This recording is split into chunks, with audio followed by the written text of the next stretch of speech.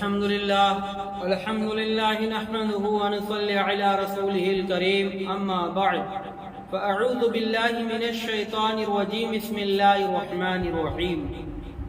آئیے ہم اور آپ مل کر نہایت ہی ادب و احترام کے ساتھ گنبد خضراء کے جانب لگا کر درود پاک پڑھیں۔ اللہم صلی علی سیدنا مولانا محمد وبارک وسلم صلاۃ و سلاما علیک یا رسول اللہ صلی اللہ علیہ وسلم۔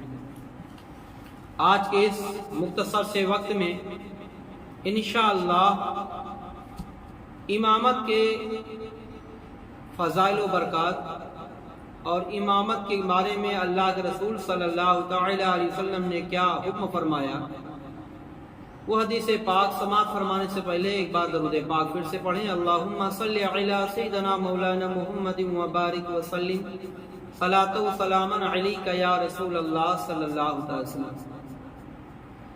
ابو داؤد کی حدیث پاک میں اللہ کے رسول صلی اللہ تعالی علیہ وسلم ارشاد فرماتے ہیں کہ تم میں کے اچھے لوگ اذان کہیں اور قرآ امامت کریں، کہ اس زمانے میں جو زیادہ قرآن مجید پڑھا ہوتا وہی علم میں زیادہ ہوتا تھا۔ اور صحیح مسلم کی روایت میں ابو سعید خدری رضی اللہ تعالی عنہ سے روایت ہے کہ فرمایا رسول اکرم صلی اللہ تعالی علیہ وسلم امامت کا زیادہ مستحق اقرا ہے، یعنی قرآن زیادہ پڑھنے والا۔ اور ابو شیخ کی روایت حضرت ابو ہریرہ رضی اللہ تعالی عنہ سے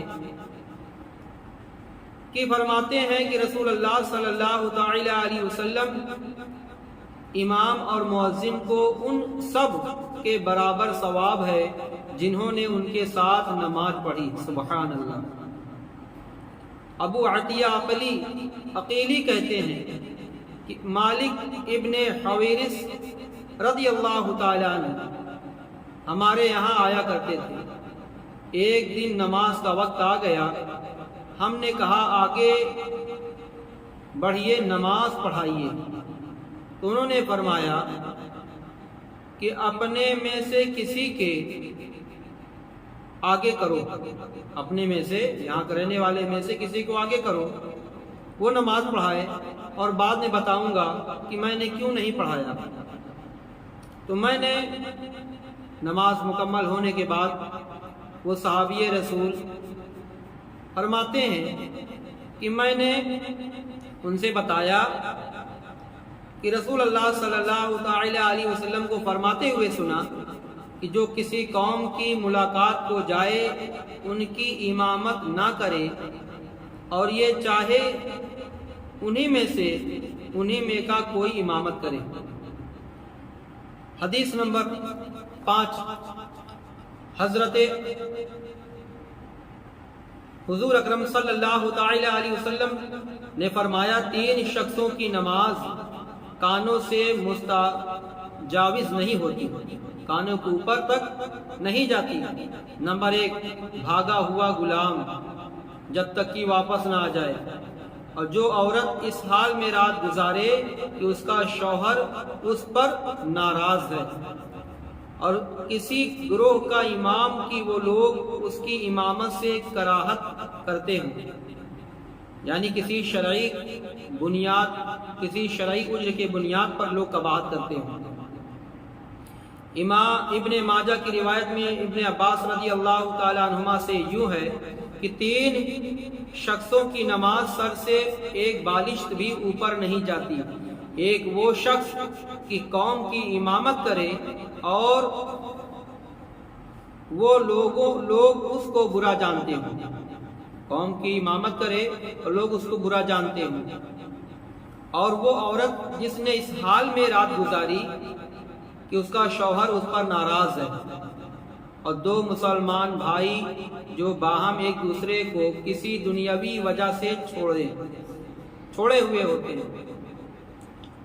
اور رسول اکرم صلی اللہ تعالی علیہ وسلم نے فرمایا 3 شخصوں کی نماز قبول نہیں، 3 شخصوں کی نماز قبول نہیں ہوتی۔ نمبر 1 جو شخص قوم کے آگے ہے، یعنی امام ہو، اور وہ لوگ اس سے کراہت کرتے ہوں، اور وہ شخص نمبر 2 وہ شخص کہ نماز کو پیٹھ دے کر آئے، یعنی نماز فوت ہونے کے بعد پڑھے، اور وہ شخص جس نے آزاد کو غلام بنایا۔ فرمایا رسول اکرم صلی اللہ تعالی علیہ وسلم، قیامت کی علامات سے ہے کہ باہم اہل مسجد امامت ایک دوسرے پر ڈالیں گے، کسی کو امام نہیں پائیں گے کہ ان کو نماز پڑھائے، یعنی کسی میں امامت کی صلاحیت نہیں ہوگی۔ یہ اللہ کے رسول صلی اللہ علیہ وسلم نے پیشن گوئی فرما دی ہے، اور یہی ہے حال بعض مساجد میں۔ اگر امام صاحب نہیں ہیں، مولانا صاحب نہیں ہیں، تو ان میں سے ہوتا ہے کہ وہ آپ پڑھا دیں، وہ آپ پڑھا دیں، ایک دوسرے کو کہتے ہیں، اور امامت کی قابلیت نہیں پانے کی بنیاد پر کہ رسول اکرم صلی اللہ تعالی علیہ وسلم فرماتے ہیں کسی کے گھر یا اس کی سلطنت میں امامت نہ کی جائے، نہ اس کے مسند پر بیٹھا جائے مگر اس کی اجازت سے۔ اگر وہ اجازت دے تو امامت بھی کر سکتے ہیں، اس کی مسند بھی بیٹھ سکتے ہیں، بے اجازت اس کے عہدے پر نہیں بیٹھنا چاہیے۔ فرماتے ہیں رسول اللہ صلی اللہ تعالی علیہ وسلم، جب کوئی اوروں کو نماز پڑھائے تو تخفیف کرے، ان میں بیمار اور کمزور اور بوڑھا بھی ہوتا ہے، اور جب اپنی پڑھے تو جس قدر چاہے طول دے یا قصر کرے، چاہے جتنی بڑی سورے پڑھے، مگر لوگوں کی امامت کر رہا ہے تو اس کا لحاظ ہونا چاہیے کہ اس کے پیچھے بچے بھی ہیں، بوڑھے بھی ہیں، جوان بھی ہیں، بیمار بھی ہیں، تو اختصار کے طور پہ قرات کرے۔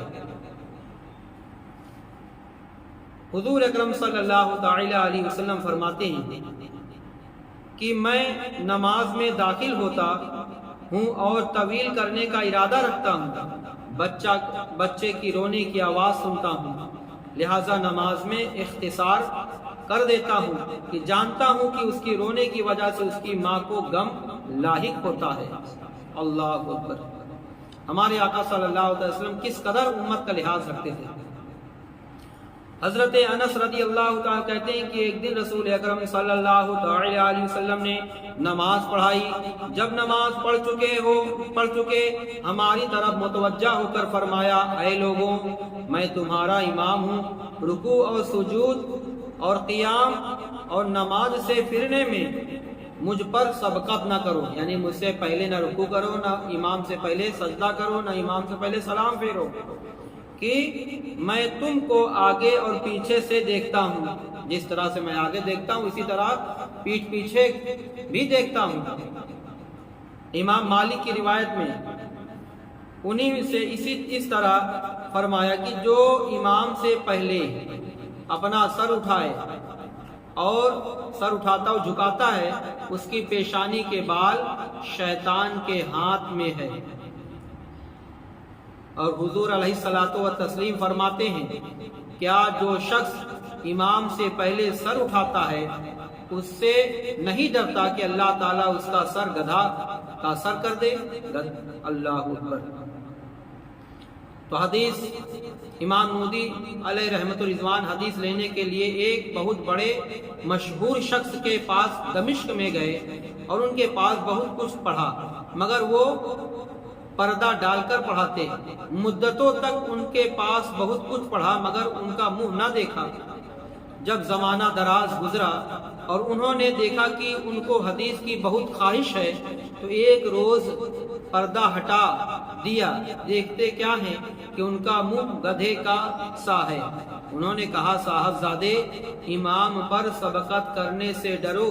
یہ حدیث جب مجھ کو پہنچی میں نے اسے مستعبد جانا اور میں نے امام پر قصدن سبقت کی تو میرا منہ ایسا ہو گیا جو تم دیکھ رہے ہو۔ اللہ اکبر! حضور علیہ الصلوۃ والتسلیم فرماتے ہیں کہ تین باتیں کسی کو حلال نہیں، جو کسی قوم کی امامت کرے تو ایسا نہ کرے کہ خاص اپنے لیے دعا کرے، انہیں چھوڑ دے، ایسا کیا تو ان کی خیانت کی، اور کسی کے گھر کے اندر بغیر اجازت نظر نہ کرے، اور ایسا کیا تو اس کی خیانت کی، اور پخانہ پیشاب روک کر نماز نہ پڑھے بلکہ ہلکا ہو لے، یعنی فارغ ہو لے۔ تو امامت کبریٰ کا بیان حصہ عقائد میں مذکور ہو چکا ہے۔ اس باب میں امامت صغریٰ یعنی امامت نماز کے مسائل بیان کیے جا رہے ہیں۔ امامت کے یہ معنی ہے کہ دوسرے کی نماز کا اس کی نماز کے ساتھ وابستہ ہونا۔ امامت یہ ہے کہ دوسروں کی نماز کا اس کی نماز کے ساتھ وابستہ ہونا۔ تو مرد غیر معذور کے امام کے لیے 6 شرائطیں ہیں، 6 شرطیں۔ نمبر 1 اسلام یعنی مسلمان ہونا، بلوغ بالغ ہونا۔ نمبر 3 عاقل سمجھدار ہونا۔ نمبر 4 مرد ہونا۔ نمبر 5 قرات کرنا، اور نمبر 6 معذور نہ ہونا۔ تو یہ جو شرائط بیان کیے گئے یہ شرائط کا بھی جاننا ضروری ہے، یعنی اسلام یعنی مسلمان ہو، عاقل ہو، بالغ ہو، اور عاقل و بالغ ہو، مرد ہو، قرات، نمبر 6 معذور نہ ہونا۔ اب امامت کون کرے، اسی پر 1-2 مسئلے بیان کر کے میں آپ سے رخصتی چاہتا ہوں۔ سب سے زیادہ امامت کا مستحق کون ہے؟ نمبر 1 سب سے زیادہ امامت کا مستحق وہ شخص ہے جو نماز اور طہارت کے احکام کو سب سے زیادہ جانتا ہو۔ طہارت کے بارے میں، نماز کے مسئلوں مسائل کے بارے میں خوب اچھی طریقے سے جانتا ہو، زیادہ جانتا ہو لوگوں سے۔ 4 آدمی ہیں، چاروں میں سے زیادہ جانتا ہو تو نمبر 1 اس کا حقدار ہے کہ وہ امامت کرے۔ اگرچہ باقی علوم میں پوری دستگاہ نہ رکھتا ہو، بشرط کہ اتنا قرآن یاد ہو کہ بطور مسنون پڑھے اور صحیح پڑھتا ہو، حروف مخارج سے ادا کرتا ہو، اور مذہب کی کچھ خرابی نہ رکھتا ہو، اور فواحش سے بچتا ہو۔ اس کے بعد وہ شخص تجویز یعنی قرات کا زیادہ علم رکھتا ہو، اس کے موافق ادا کرتا ہو، اس میں بھی برابر اگر سب ہیں تو زیادہ عمر والا، یعنی جس کو زیادہ اسلام میں گزرا عمر، اس میں بھی برابر ہو، تو جس کے اخلاق زیادہ ہوں، اچھے ہوں، وہ امامت کرے۔ اگر اس میں بھی سب برابر ہیں، سب کے اخلاق اچھے ہیں، سب بات عقائد اچھے کرتے ہیں، تو زیادہ جاہ و جلال یعنی زیادہ جاہت والا، یعنی تہجد گزار کی تہجد کی کثرت سے آدمی کا چہرہ زیادہ خوبصورت ہوتا ہے، تو پھر زیادہ یعنی سب تہجد گزار بھی ہیں خوبصورت، تو پھر زیادہ حسب و نسب والا دیکھا جاتا ہے، پھر وہ باعتبار نسب کے زیادہ شریف ہو، پھر زیادہ مالدار ہو، پھر زیادہ عزت والا ہو۔ اگر سب برابر ہیں تو سب زیادہ عزت والا کون ہے؟ پھر وہ شخص جس کے کپڑے زیادہ ستھرے ہوں، اگر اس میں بھی سب برابر ہیں، غرض چند شخص کے برابر ہو تو ان میں جو شرعی ترجیح رکھتا ہو زیادہ حقدار ہے۔